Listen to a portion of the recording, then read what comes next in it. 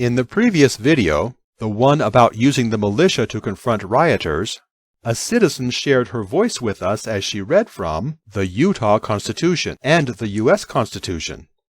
She insisted on remaining anonymous, but here and now I acknowledge her contributions.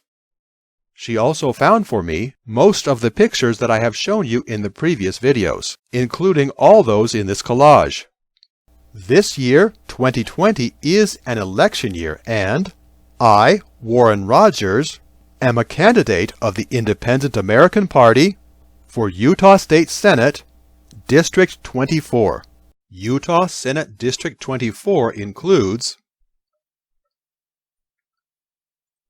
the whole of each of the counties below: Garfield, Juab, Kane, Millard, Paiute, San Pete, Sevier, and Wayne. And part of each of the counties below: Beaver and Utah.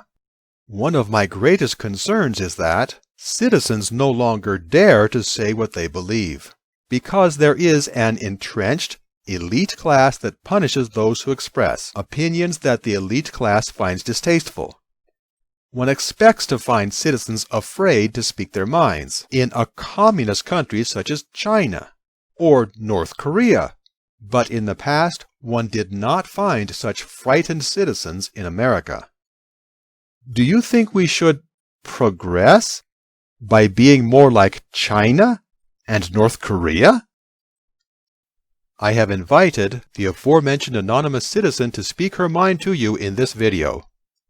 She has other reasons for remaining anonymous than fear of persecution, but I am helping her to get her thoughts out to the public, mostly to encourage all citizens to share their thoughts as well. Furthermore, she offers you an example of the civility I spoke of in the previous video on civility. She isn't accusing anyone. We pledge allegiance to the flag of the United States of America because of the republic for which it stands. Sounds like you are trying to improve the wording of the Pledge of Allegiance. From this next part of the anonymous citizen's words, I have made a deletion, as you will see. I hope that we will do another video together in the future in which we discuss the words that we are not discussing in this video. We do not pledge allegiance to the President of the United States, or to the sometimes cowardly or power-hungry Congress, or to any activist or socialistic judges who do not recognize the limits placed on them by the Constitution. Historically, people who had a king pledged allegiance to him, or perhaps to a local lord who then pledged to the king. In a republic, it is normal to have some citizens in loyal opposition. A citizen in loyal opposition is loyal to his country, so he pays taxes and otherwise obeys laws. And he serves his country as needed, such as military service, jury duty, etc. However, a citizen in loyal opposition opposes particular policies or political leaders.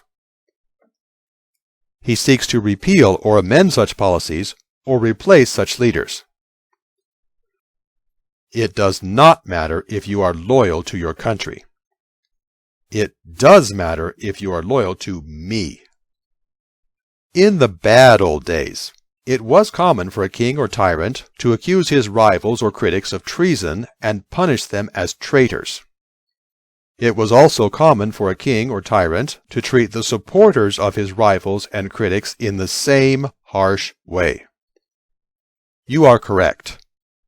If we pledge allegiance to a king, other official, or elite group, then we aren't a free people. In a republic, it should work the other way around. Government officials pledging allegiance to the citizens. Thus, for about the first century that we lived under the U.S. Constitution, there was no pledge of allegiance for a citizen to say. But both federal and state officials had to swear an oath to support the U.S. Constitution. U.S. Constitution, Article 6.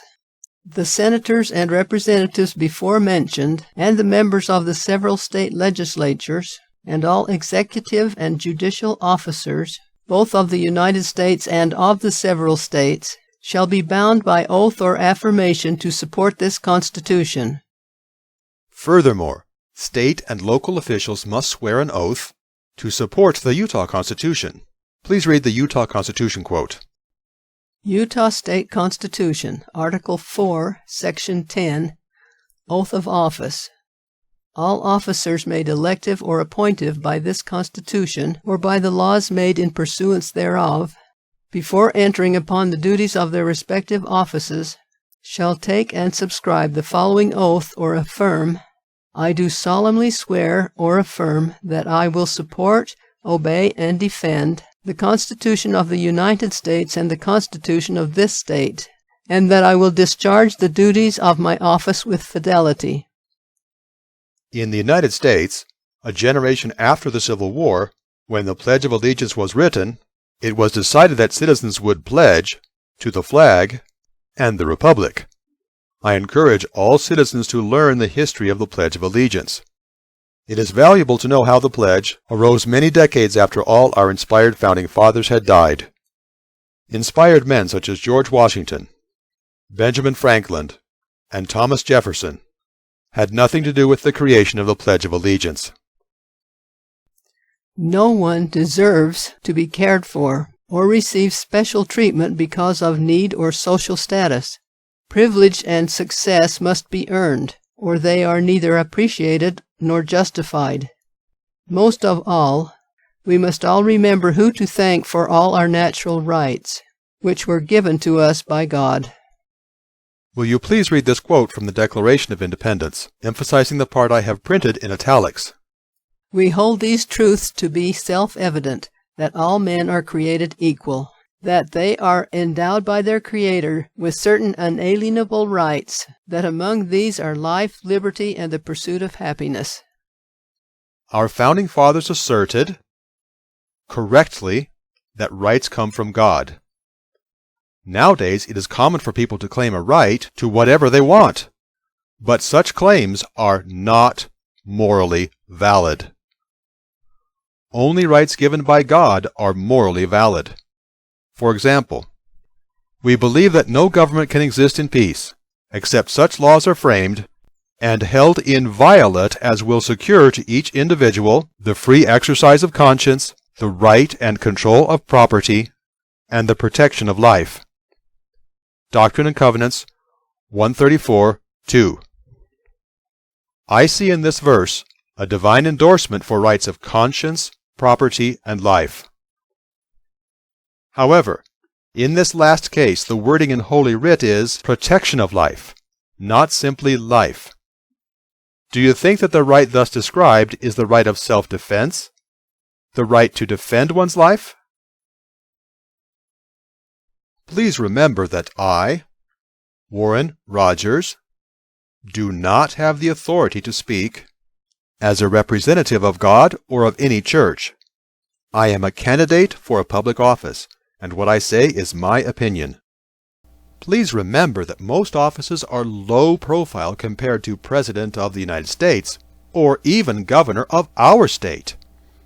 For lower profile offices, the most important reason why your fellow citizens, your peers, vote for the wrong candidate, or not vote at all, is that they do not know who the candidates are and what the candidates stand for. Your peers, your fellow citizens, need your help to learn what the media will not tell them. Will you please like, share, and subscribe? I will put a link in the description below this video.